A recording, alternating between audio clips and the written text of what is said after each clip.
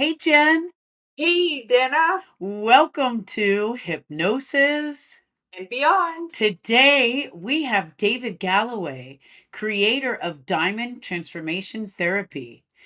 David is a certified advanced resource therapist and trainer, master clinical hypnotist, orthomolecular nutritionist, and so much more. Welcome, David. It's so wonderful to have you here today. Could you tell us a little bit about how you got into doing what you're doing and you've come to be on Hypnosis and Beyond today? Wow, well, thank you, Jennifer and Dana. It's exciting to be here, and I think this is so far the culmination of my career has definitely led me to this pinnacle. So I'm very excited about that opportunity.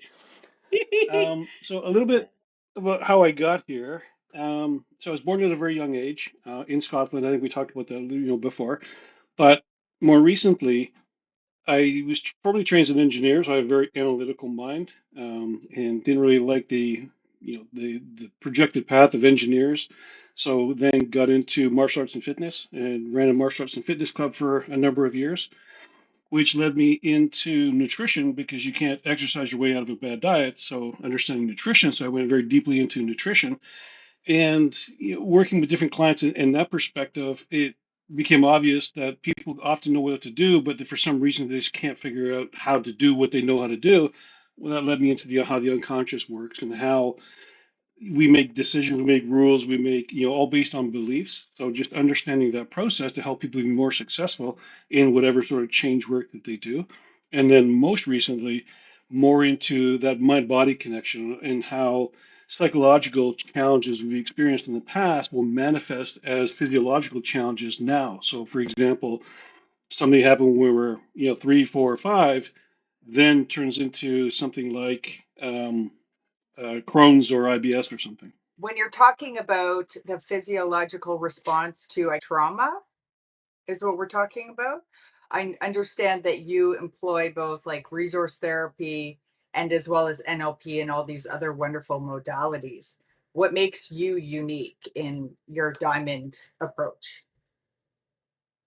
Um, I think it's really coming at it from that holistic point of view. Like it's not just one thing, it's always a collection of things. Like the human body is a system of systems, and where something will manifest as a challenge, that's often the symptom, it's not the cause. So it's understanding, the root cause methodology to get to that point and then bring about that change. So with resource therapy came from psychology world, and it's very, very good at getting to those very deep, buried sort of traumas from our past.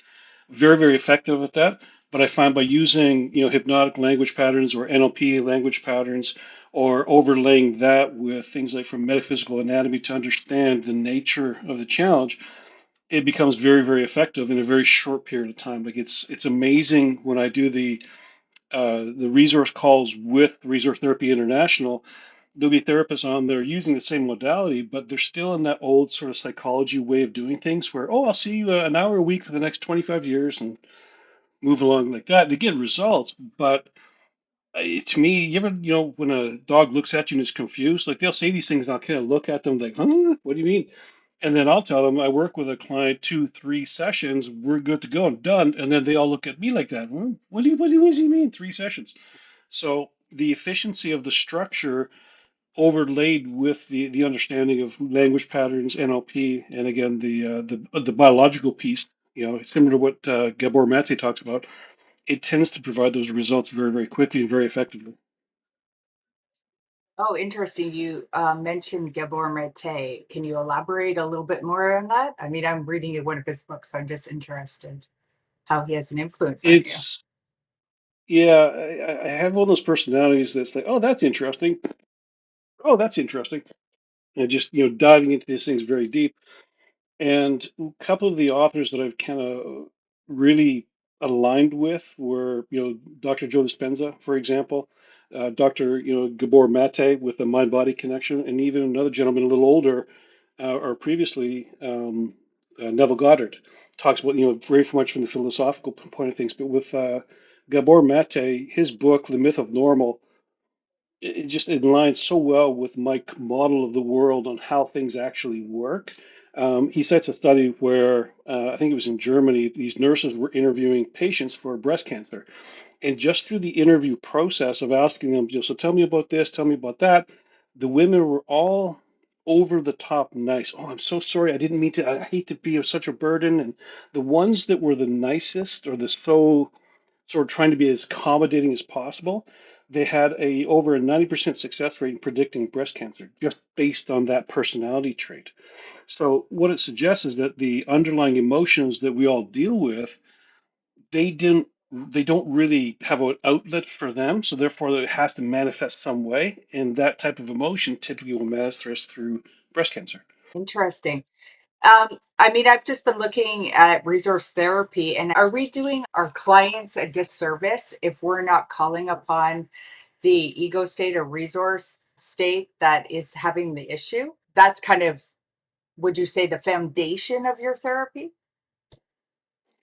It is one of the models that I use is very much what are we ready to change today? So the resource state that reaches out for help, a week earlier or 3 days, 4 days earlier, may not be the one that shows up in the first session. So it's really at that time they wanted to work on X, but now when they show up, a different personality part, a different resource state shows up and said, no, I want to work on this.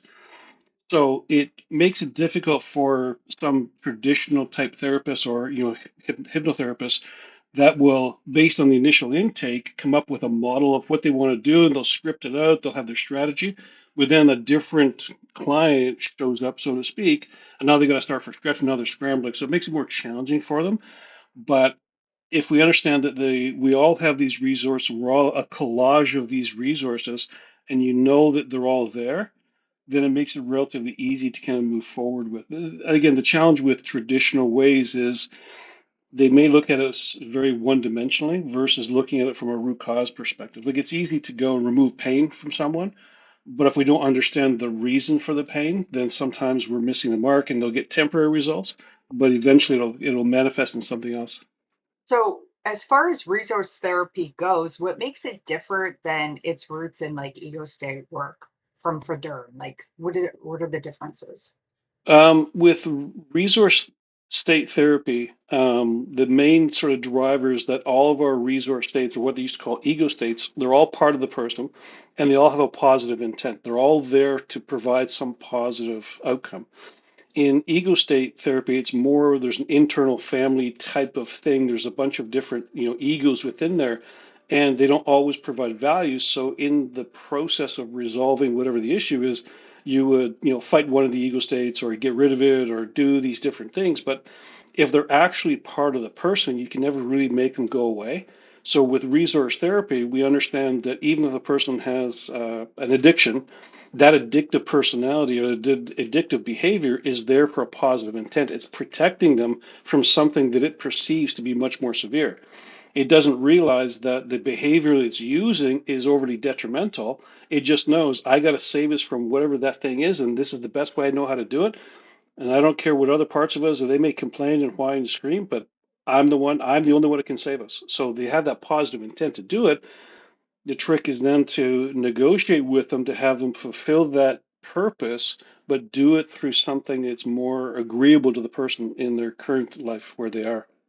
I just love resource therapy or ego state work. I'm actually really unfamiliar with a division there within that. I didn't realize that it's splintered off, which of course is kind of funny to think of it. There's different ego states within the therapy of the resources. Sorry. Um, I guess does that are you of the belief that you need to be in a trance in order to speak to these different parts, or do you feel that it's something that people have accessible, without any pre-work? Can you dive right in, or curious? Yes. Next question. No. So the idea that we need a trance, it's you could easily say that everyone's walking around in a trance already, so they're already in some form of a trance. Um, if do we need a formal induction to perform the therapy? With resource therapy, no, you don't need that because there's a way of getting to that initial sensitizing event that is, to quote the technical term, it's very slick to take us there without having any challenge, really, because the unconscious knows it takes us where we got to go. With the ego state work, when I was doing the certification training, they had some videos of them doing ego state work, and one of them was, have the person had their hand in a bucket of ice, and they would do the ego state work, put them into trance, and you don't feel the pain anymore. It's all good. Similar to kind of some of the pain management, ways that we've learned through hypnosis, where we're going, where you take away the pain, that you do this. But what happens is in the resource therapy model, there's a different personality profile that has now been forced to accept that discomfort. It doesn't mean the discomfort's not there because the body is the body. They're going to feel that pain. Just the one that's conscious is now ignorant of it. But there's another one we've forced to take it. So in this demonstration, and it was Watkins and Watkins that were actually doing the demonstration, they found that the person who experienced it, the person was fine. Oh yeah, it's all good. But later they developed there was another issue that popped up as a result of that because the resource state was forced to take it on and didn't have a way to dissipate that discomfort.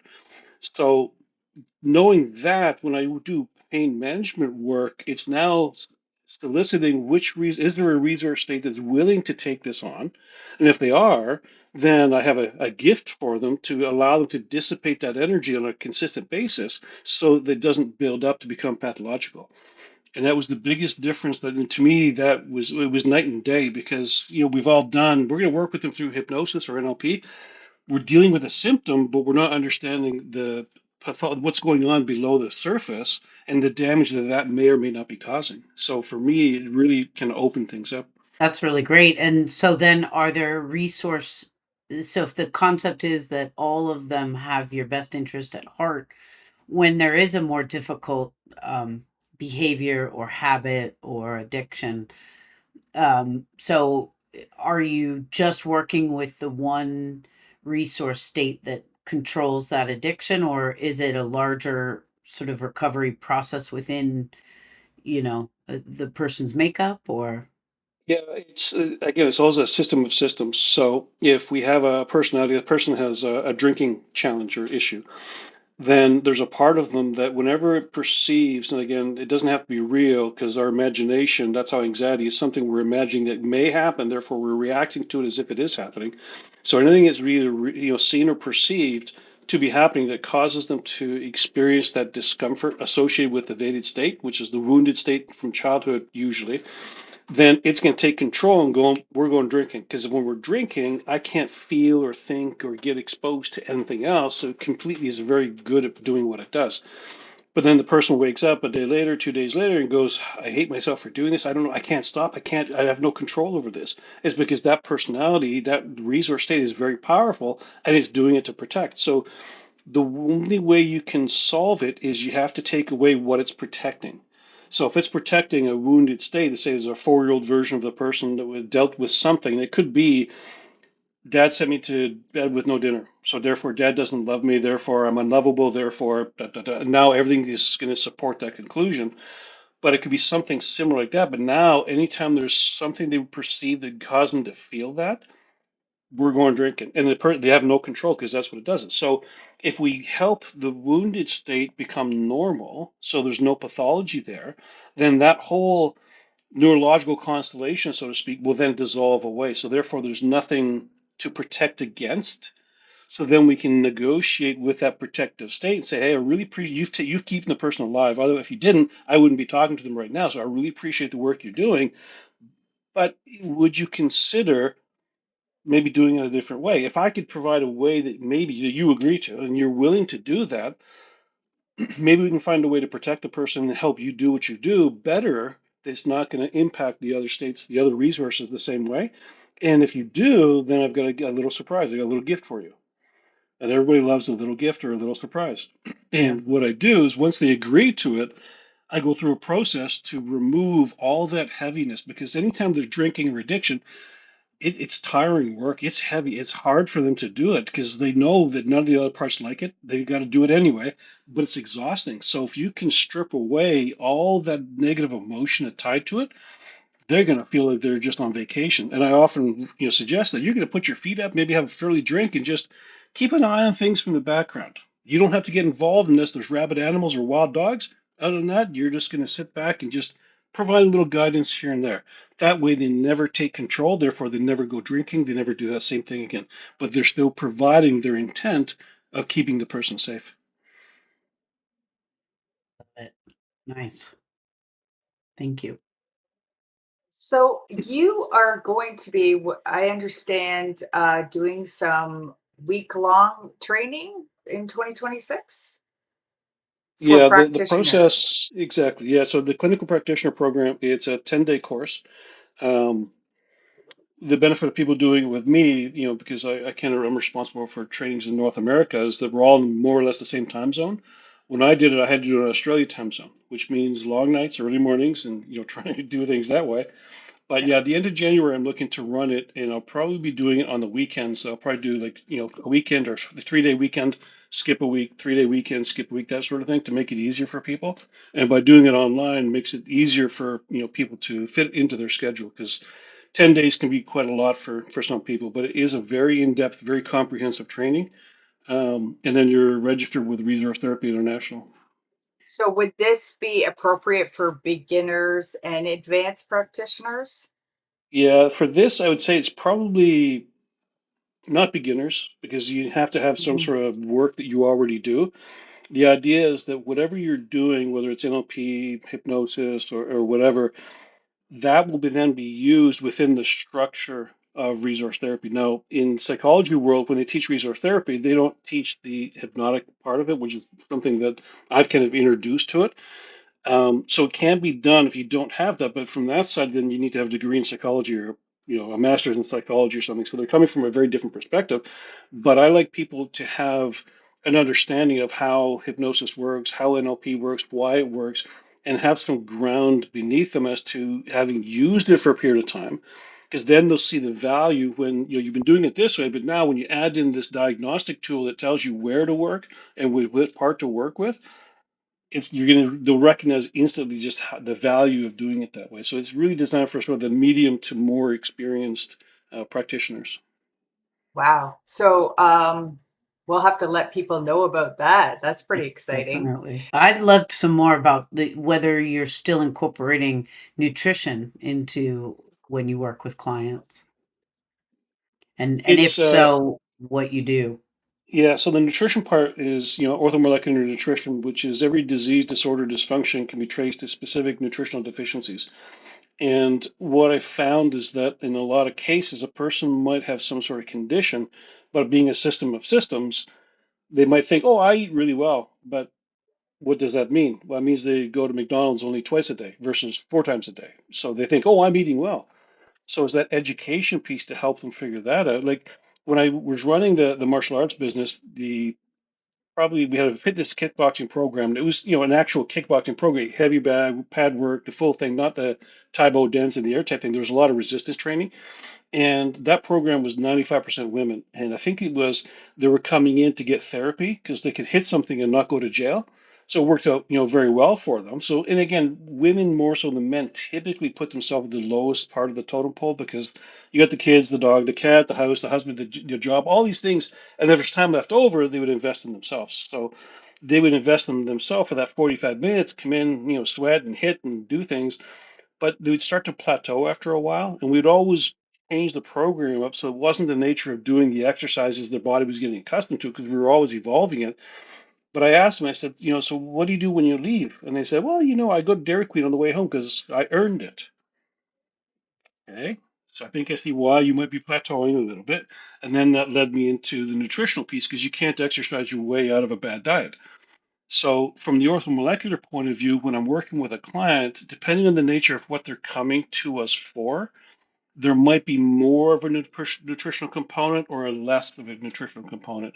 If it's more, then we do what's called a symptomatology, which is what the doctors used to do for the pharmaceutical companies kind of took over and taught them, okay, you're going to learn anatomy and physiology, and then you're going to spend 2 years in pharmacology to know which symptom you treat with which drug. Not so much on the root cause way of things, but the old way of doing it is they stick out your tongue, they look in your ear, they correlate all the symptoms to say, okay, this is what's going on, and they would treat the root cause. So with the symptomatology, it's a very comprehensive review, like essentially a survey, and it helps us point out where the specific nutritional deficiencies are. And then based on that, we start with modifying the diet, giving meal plans, recipes, but also, if required, we look at very targeted nutritional supplementation as well. So depending on the nature of what they're dealing with, then they will go down that path.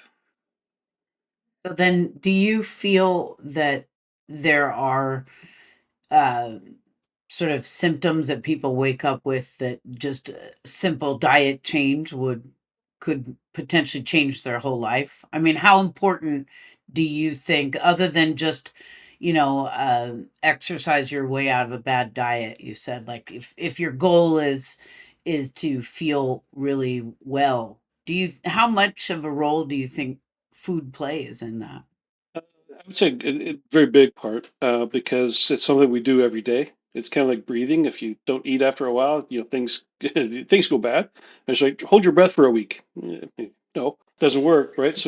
But what you put in to your body, the quality of those building blocks. If you think of it as food is nutrition, so it's the nutritional foundation, it's the building blocks of what your body does. So at the cellular level, if you give it poor quality construction material, you can't expect it to build the beautiful person that you are because it's going to have to scavenge from other areas to meet those requirements.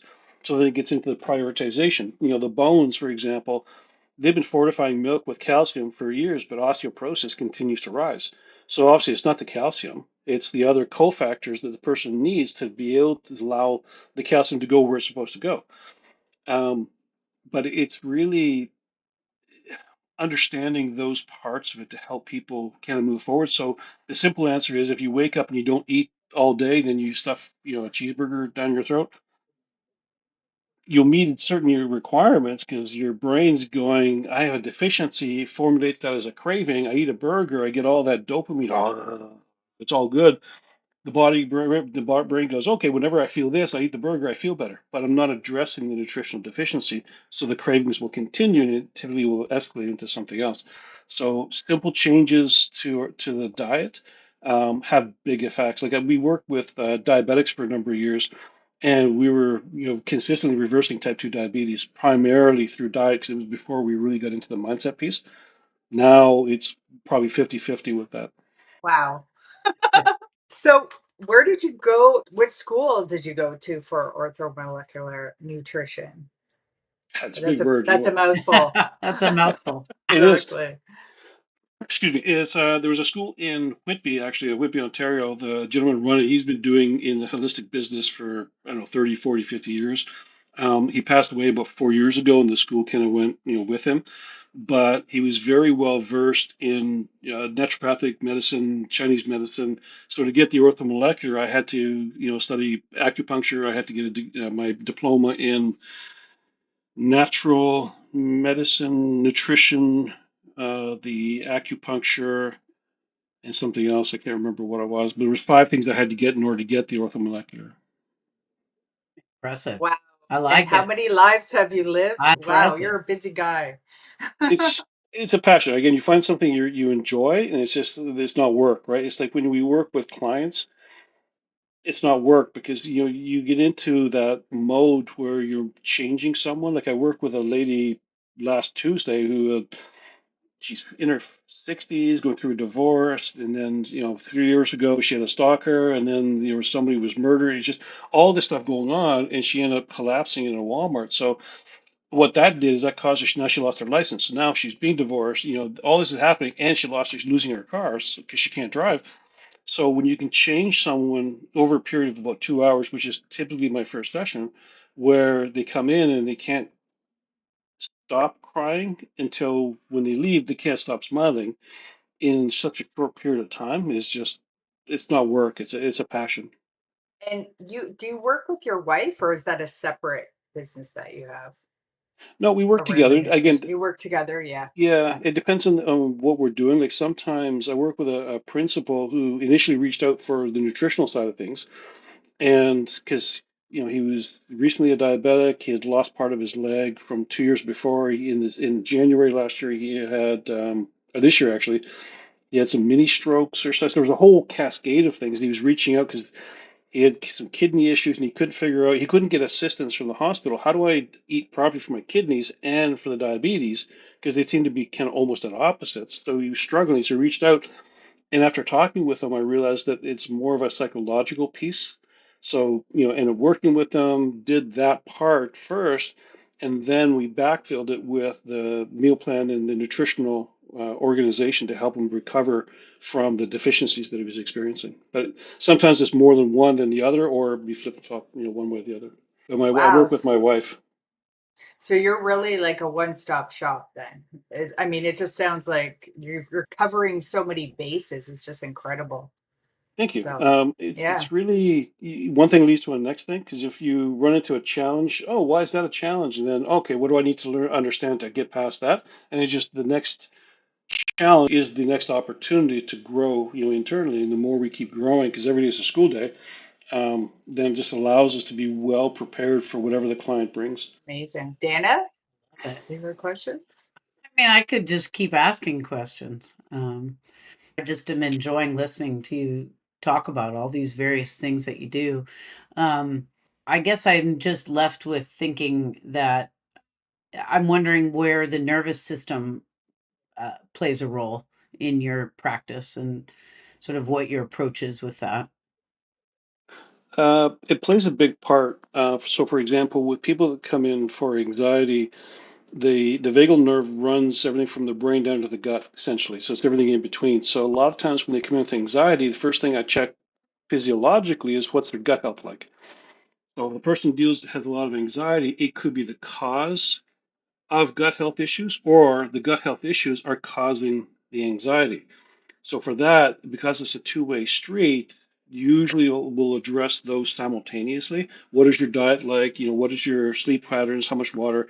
Really do that part. But while I look at the anxiety from the psychological point of view, what are these things that you're unconscious, your nervous system, it's throwing you into that fight, flight, freeze, fawn response. What is prompting it to do that? What is the trigger that's causing you to perceive these things in your everyday life as potential threats?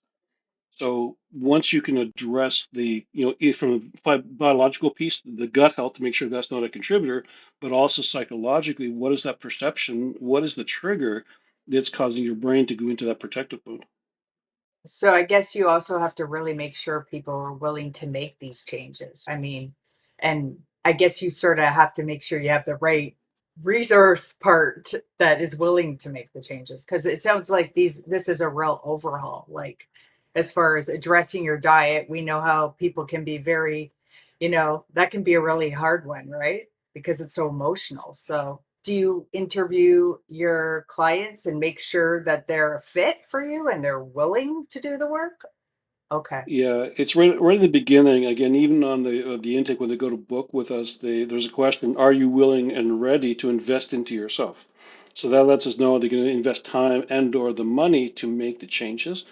And then when we do the discovery call, that process is an evaluation by myself, or trying to figure out or confirm they are ready to make changes. Like I had one client said, I want to lose weight, so weight management. And through the interview process, I realized they're going to McDonald's a little more frequently than possibly they should. So I said, so are you ready to make the changes to get the result you want? Oh, absolutely. Okay, well, it means you probably can't go to McDonald's, once every day, maybe once a week if, we'll wean you off it. Well, let's not talk crazy talk. Okay, so you're not ready, right? So it's Right. really understanding where they're at. And that's why that question, what are you ready to change today, really becomes so powerful to facilitate that process. Now, as I'm interviewing them to understand are they ready, it's allowing them to feel comfortable with me, because the one thing that will prevent people from having achieving success is fear. If they're not sure, or if they're scared that they may not do, oh, it works for everybody else, but it's not, I'm different. How do I know it's going to work with me? And they have a fear that they're just incapable of achieving it. then that will prevent them having success. And it doesn't matter what we do, if they have that fear, we can't do anything with it. They got to be open to it, as you alluded to. So the interview process is both directions. I'm actually having them sell me on why they're ready to be my client. And I'm confirming that. And then through that process, ensuring that they trust me enough to expose those emotions. Like one of the things I say is I get paid a lot of money to have, beautiful people cry in front of me. So you got to be open and willing to be able to share that to get to the root cause. Yeah, you have to have that trust element for sure. Yeah. Yeah. So, Well, and I feel that we could continue talking about this, but we have to move on to our next segment, which is our silly subconscious question. And our question for you today, David, is what is the weirdest thing in your refrigerator right now? That's a great question. The refrigerator is not my department, so I'll have to kind of consult with the expert on that side. Um, I- You're my not wife sure. is, yeah, I'm not sure. She's very much almost fully vegan, but mostly vegetarian. So there's always some weird, interesting plant type things in there doing what they do, like dragon fruit or something. I don't know what it is. I'm scared to ask sometimes because she might say, here, you gotta try this. Ooh, it's not talk crazy talk now. That's hilarious. and The weirdest thing in your okay. refrigerator, if I can refer it back? Um, let's see, what is the weirdest thing right now?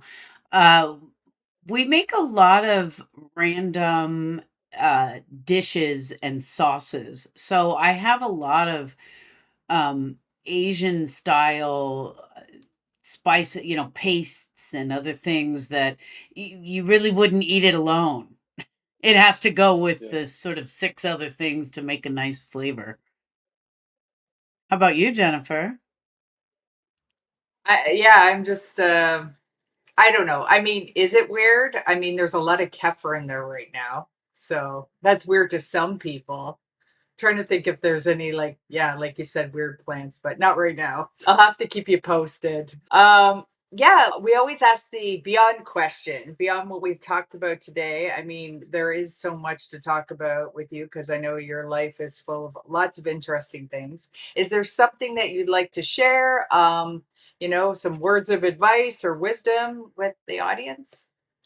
I think your audience is primarily therapists and people in the change work industry. So from that perspective, it's never stop learning. Like every day is a school day, and there's always another way of learning things. I look at, through the years, I watch people even talk about the same things that I know about, but they might phrase it slightly differently. They might use a certain word a certain way.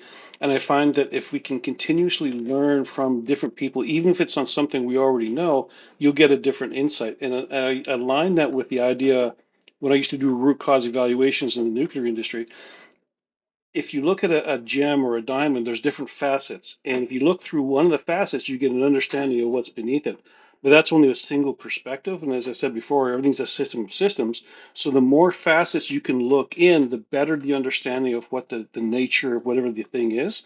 So every time we learn from someone, they give us a different facet. And even every time we work with a client, we get another facet to the point that the diamond transformational therapy is really the embodiment of that, where now from inside the gem, how can I use the different facets to accommodate that change that they want? But it really comes back to that: don't think that we know it all. There's always someone who knows a little bit more, and as long as we're willing to learn, then we can accomplish absolutely fantastical things, like just mind-blowing achievements. So that's the advice that I would share. Yeah, Beautiful. wonderful. Well, we are so appreciative that you came to speak with us today, and we'll hope you'll come back because I think we only scratched the surface today. And with Absolutely. that, Jen, what do we always say? Peace out. Peace out. Thank you.